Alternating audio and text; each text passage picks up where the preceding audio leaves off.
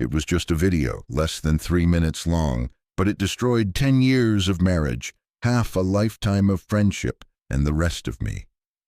My name is Jason Hartman. I'm 47, an IT systems consultant. I live in a world of data, log files, access controls, and enterprise security architecture. Every day, I'm hired to spot vulnerabilities, those invisible weak points that hide within seemingly perfect systems. I used to believe that with enough logic, enough control, enough layers of protection, nothing could collapse. But I was wrong, because no system is smart enough to detect betrayal embedded inside trust. I found the video on a black USB drive, unlabeled, unencrypted, with no metadata. It was tucked away in the bottom drawer of my private filing cabinet, the one only I had the key to. At first, I thought it was a backup from our IT department or a system patch from a recent client project, but it wasn't. I plugged it in, inside a single video file, no title, no trace. I clicked it, and then time stopped. The screen showed a hotel room. I recognized it instantly. The same one where Ashley had thrown me a surprise birthday 2 years ago. She was there, but she wasn't alone. Rick was there too, my closest friend, former colleague, and the lead engineer on a deployment I had supervised just months ago. They didn't speak, but the way they looked at each other, the way they moved, the closeness, it needed no explanation. There's a kind of silence that screams. I don't remember how long I sat there. I don't know if I cried. I just remember my heartbeat turning chaotic, like a server overheating, and my blood draining cold, like a system losing power. The room, my workspace, my sanctuary, suddenly felt foreign, like someone had hijacked the space where I'd built my entire sense of control. I watched the video twice. The first time to confirm what I already feared, the second to make sure I wasn't hallucinating, but every frame was painfully, unmistakably real. I used to think that if I were ever betrayed, I'd explode, shout, break something. But the truth is, when betrayal hits you like a clean-running script you didn't authorize, you don't scream, you go silent, like a system shutting down from the inside. I tried to remember the first signals. Maybe it started when Ashley began coming home late more often. She always had a reason. Last-minute client meeting, studio emergency, campaign deadline. All plausible, like a perfectly structured code. But over time, things began to feel off. I noticed strange bank transactions, charges at boutique hotels, event companies. When I asked, she replied instantly, too instantly. "Oh, I fronted that for the agency. We had to secure a venue for a client dinner." I didn't question her, but I started logging things. Rick, too, began acting differently. He skipped team dinners, delayed email replies, dodged personal topics. I thought maybe he was under pressure. I never suspected. He was breaching the one firewall I thought impenetrable, my marriage. I got up and walked into the kitchen. The house was eerily quiet. On the table, a small note in her familiar handwriting. "Jason, had to leave early for a client trip. Don't forget your 10 a.m. meeting. A." I picked it up. My hand trembled, not because of the message, but because of how normal it sounded, as if nothing had happened, as if she didn't know that I had just seen a video that could bring my entire life crashing down. I went back to my office, shut the door, reopened the file, but this time I didn't watch it as a husband. I watched it like a systems analyst dissecting a security breach. I examined the hidden properties, metadata scrubbed, timestamps corrupted, device signature blank. Whoever sent it knew exactly what they were doing and exactly when I would find it. A well-placed script, a trap, a warning. Someone wanted me to know, and they knew precisely when I'd be ready to see it. I'm a systems consultant. I teach people how to protect their networks, how to respond to intrusions, how to isolate breaches before they spread. But today, I'm the one breached. Not through malware, through a woman I once believed incapable of betrayal. Ashley doesn't know I've seen the video, but I do. And from that moment on, everything started counting down. We met at a cybersecurity conference in Boston. Ashley wasn't from the tech world. She came with a friend, a UX designer. In a room full of dry questions about encryption and firewalls, she was the first to raise her hand and ask me, if every system can be breached, what's the protocol to protect the human heart? The room laughed. I smiled too, but something about that question lingered. It didn't belong to my field of expertise, yet it was the one question I had no answer for. We started talking during the break. I tried not to sound too technical. She, on the other hand, was effortless, alive, unfiltered, irreverent. Ashley didn't try to impress anyone, and yet you found yourself leaning in. I lived by frameworks, Gantt charts, risk assessments. She thrived on intuition, momentum, and unpredictability. I was back-end. She was the user interface. And for once in my life, I thought, maybe this contrast is exactly what I need. We got married a little over a year later. The first few years were smooth, like a freshly installed system running on clean code. Ashley brought color and spontaneity to my overly structured world. She made me feel like not every day had to be an audit. But then the system began to glitch. It didn't start with screaming or slammed doors. It started with silence. Fewer touches, shorter answers, averted eyes.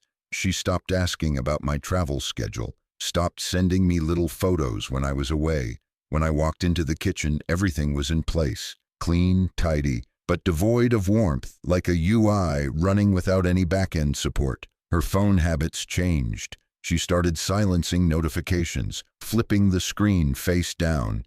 Ashley used to leave her phone lying around, half charged, half forgotten. Now it never left her side. It wasn't suspicion that drove me. It was pattern recognition. So I did what I do best. I started logging data, every anomaly, every inconsistency. June 12, text arrives at 2:04 a.m. No contact name, just unknown number. June 14th, claimed to be in a client meeting. GPS on her smartwatch shows no movement for 3 hours. June 17, bank alert, 4,200 withdrawal labeled event partner expenses.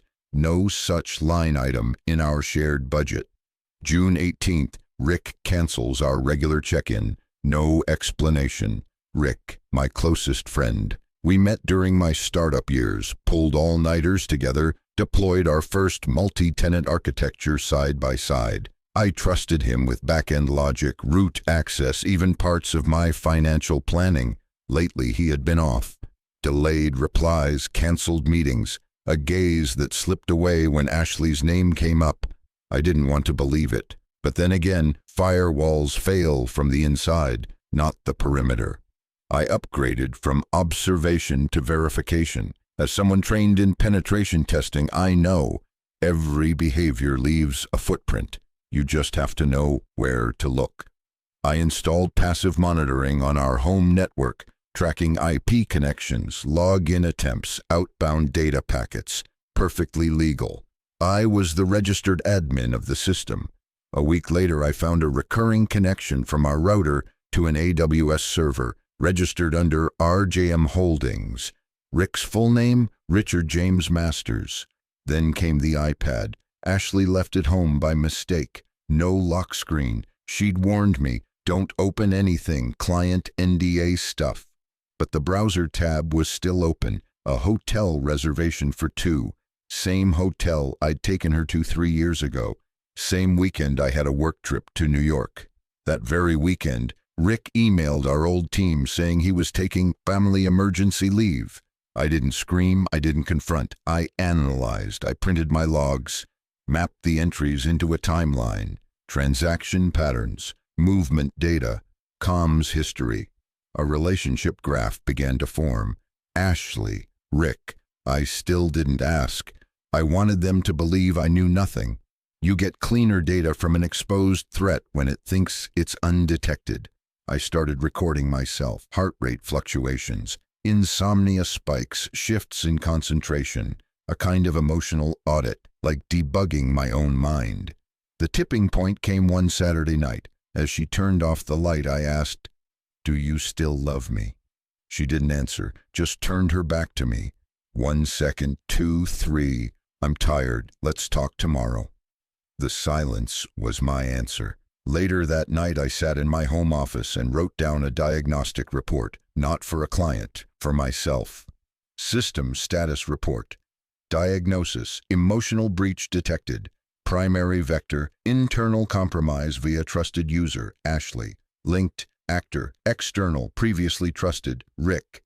Estimated damage: unknown. Immediate action: maintain passive surveillance. Do not trigger defense protocol prematurely. I closed the journal. Next morning, I smiled as she poured my coffee, said thank you. But in my head, I knew our firewall was down, and someone had gained root access to the part of me I never thought could be breached. After the shock of the video on the black USB, I didn't confront her. I didn't ask why. I didn't throw anything. I did what I always do: handle breaches the way I was trained to, quietly, systematically. I returned to my core function, incident response specialist. Only this time, the system wasn't a network. It was a marriage. I started by collecting data. I requested detailed bank records for the past 18 months. At first glance, everything looked clean. But when I imported the numbers into a spreadsheet, sorted, filtered, layered, a pattern emerged. There were regular withdrawals, all below alert thresholds. Funds quietly moving into secondary accounts I never signed off on. One recurring recipient stood out: RJM Holdings, LLC. I didn't need to look it up. I knew what those initials stood for: Rick James Masters. At the same time, I reviewed Ashley's e-wallet activity. Minimal cash spending, but her crypto transactions had surged. Most of them were routed to cold storage wallets, untraceable, under her name yet split from our known assets. I brought in David, a forensic accountant I trusted, someone I'd worked with during a corporate embezzlement case last year. David didn't ask personal questions. He just looked at the numbers. 2 days later, he called me. Jason, I ran the audit. Over $147,000 has been siphoned from your shared accounts. Some routed through her company, some through unregistered digital wallets, and one offshore trust registered in Belize. The name of the trust? A&M Global Trust. I'm the M and A.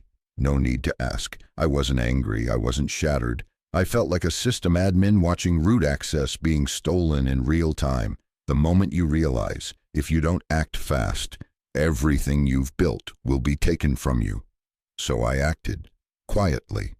I revoked Ashley's secondary access from 3 of our joint investment accounts.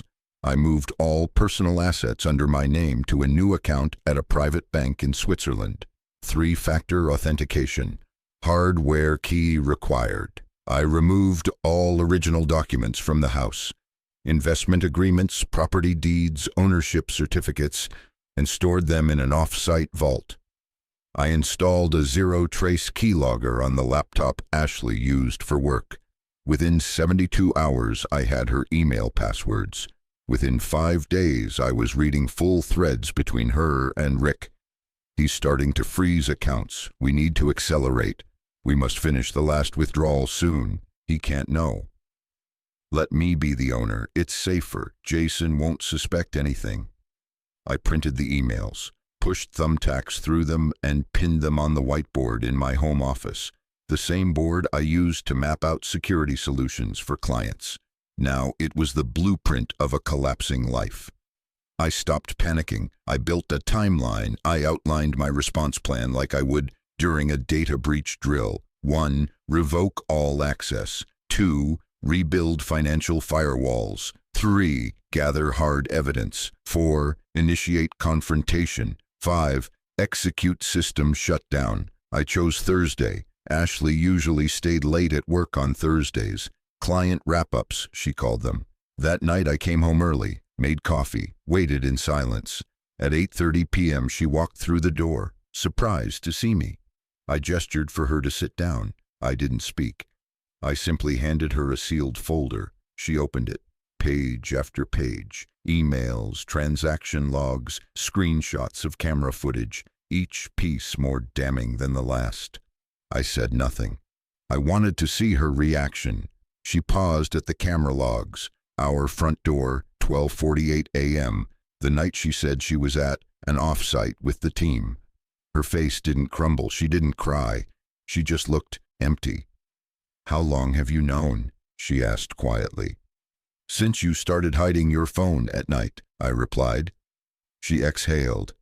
I don't know what to say." "Then don't," I said. "The divorce papers are signed. Review the terms. No negotiation." I stood, walked away, didn't close the door, didn't turn back. Behind me, the house remained lit, but the light no longer felt warm. The next morning, I forwarded all documentation to my lawyer. 2 days later, Ashley moved out. No texts, no calls, no last attempt to salvage what we had. Because when a system has been compromised from the core, the only remedy is a full shutdown. I used to think the worst moment was when I saw the video. It wasn't.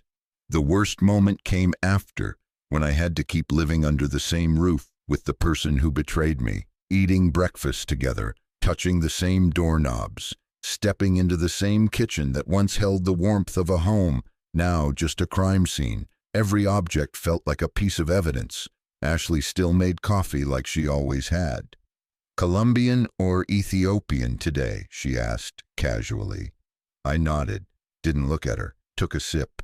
The bitterness that morning wasn't from the roast. It was from knowing my own mouth was complicit in drinking the life she had poisoned. I thought of everything I had gathered: financial trails, recovered emails, footage of Rick outside my house at 2:08 a.m. I didn't need more evidence. I needed closure. Thursday night, I came home early. On the table sat a gray folder. Inside, everything: transaction logs, photographs, a printed email thread, a financial report from David, a signed divorce petition. At 8:45 p.m., she walked in. "You haven't eaten?" she asked. I didn't respond, just slid the folder across the table. Ashley sat down slowly, her hand hovering over the cover. She opened it. First page: Rick entering our home the night I was out of town. Second, $47,500 transferred from our joint account to an e-wallet under RJM Holdings. Third, her email to Rick titled, "Finalize the transfer." She didn't ask a single question. She flipped through each page. Her hands trembled halfway through. Then she reached the divorce papers. "When did you find out?" she asked quietly. "Long enough ago to stop hurting. And you just let me go on pretending?" "I let the virus run until it revealed its full code." She sighed. I had my reasons. "You brought him into my home. Rick said you'd never split the assets unless you were forced to. So you chose betrayal over honesty?" She didn't answer. "You have 72 hours to sign. If not, everything goes to court, including criminal charges." "You're really going to destroy me?" "I'm not destroying anything. You did. I'm just submitting the incident report." 2 days later, I met with Peterson. He skimmed through the documents in silence. "We can request an immediate asset freeze," he said. "She has no way out." "And Rick?" "With this level of evidence, federal investigators will have jurisdiction. This is no longer just infidelity, it's orchestrated fraud." I nodded. I didn't feel victorious. I felt functional. That night, I uploaded all the data to a clean, isolated server, a separate infrastructure from everything I'd ever used before. It felt like resetting a compromised system, not digital, emotional. The hearing was scheduled for the following Tuesday. I arrived alone. Ashley came with Rick. She wore a black dress, he a gray suit. Neither of them looked at me or at each other. Peterson presented the case. Each document was a scalpel, each timestamp a cut into the curated reality Ashley had been building for 3 years. The judge, an older woman with sharp eyes and a slower voice, turned to Rick. "Can you explain the $47,500 transferred from your company to Mrs. Hartman's personal account?" Rick cleared his throat. It was a personal loan. There's no loan agreement, no repayment schedule. Would you care to elaborate on the legal framework? Rick said nothing. Are you connected to the A&M Trust offshore account created by Mrs. Hartman in Belize? He remained silent. Ashley glanced at him for the first time that day, her expression unreadable, shock, anger, realization. The judge turned to me. Mr. Hartman, do you wish to add anything? I shook my head. No, Your Honor, I'll let the evidence speak. She nodded. The court rules. All jointly held assets will be frozen immediately. The case file on Mr. Rick James Masters will be referred to federal criminal investigation. Temporary financial control is awarded to Mr. Jason Hartman pending further proceedings. I didn't feel like I had won. I just felt lighter.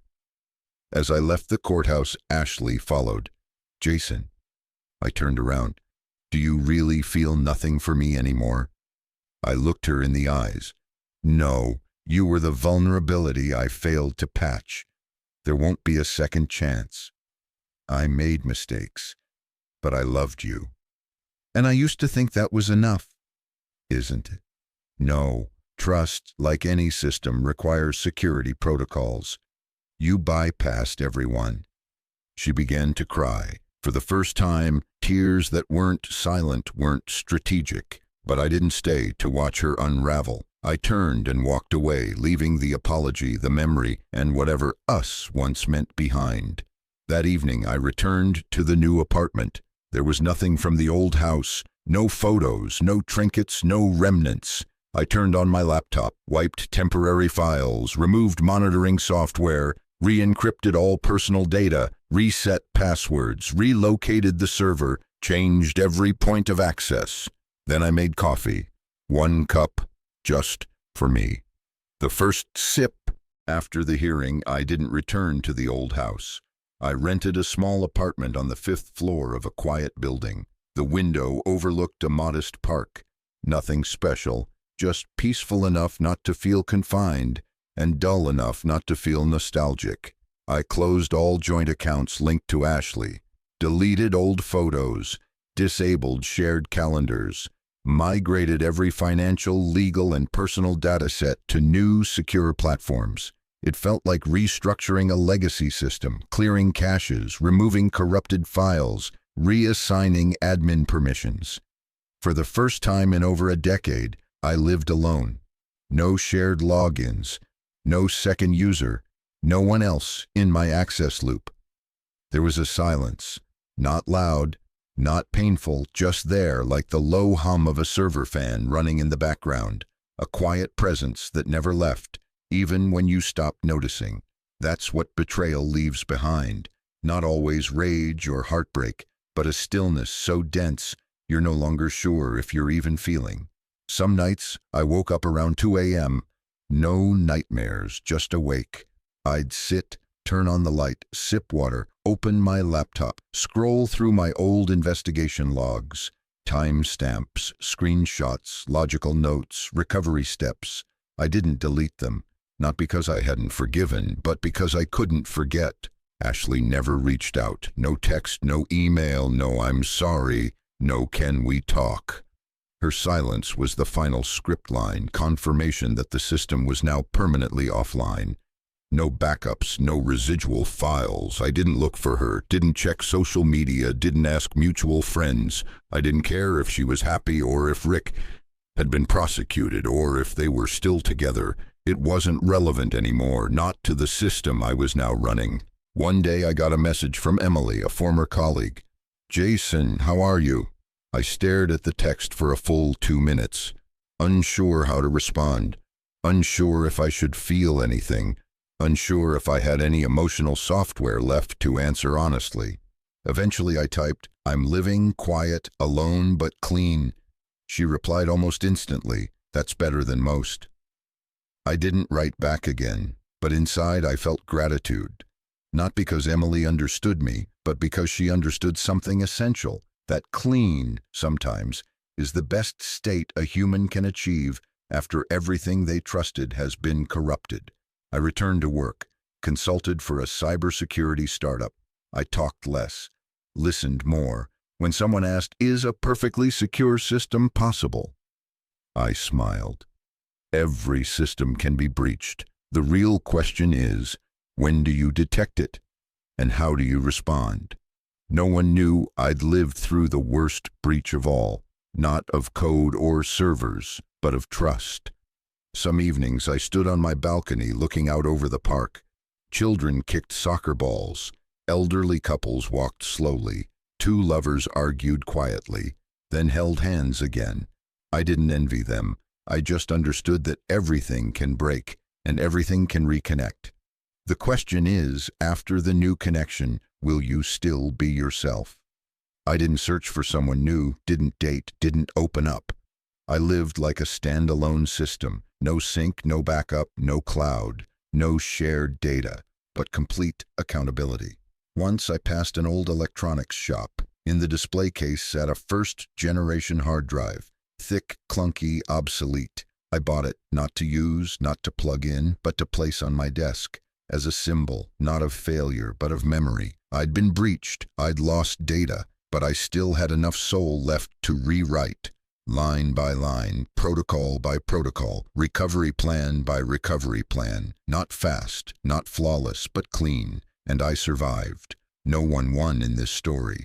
No one was purely evil, no one purely innocent. Just people who knew when to stop, and those who didn't, until it was too late.